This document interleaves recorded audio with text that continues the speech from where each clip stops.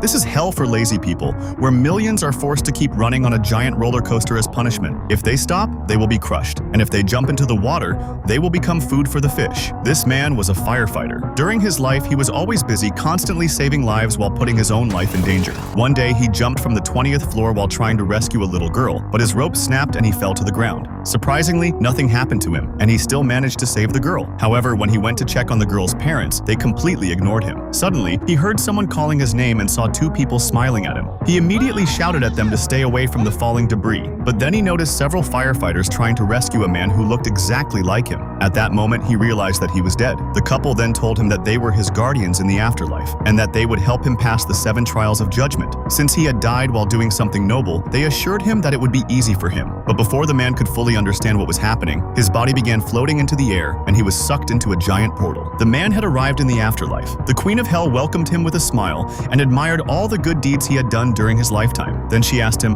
"Why did you work so hard?" The man replied, "It was all for money." The Queen of Hell's smile instantly disappeared. In hell, believing in money above all else was considered a great sin. She immediately ordered the man to be thrown onto the deadly roller coaster as punishment. Seeing this, a messenger of hell hurriedly pulled out a raft and summoned a divine mirror, asking the Queen of Hell to look at the man's life once again. It turned out that the man had worked 5 jobs during his life. Every day after his main job, he worked at a restaurant as a waiter. On weekends, he delivered goods, cleaned bathrooms, and even worked as a driver. He worked tirelessly to support his mother and his younger brother, who was still in school. The Queen of Hell was deeply moved by his story, and in the end, she decided to set him free.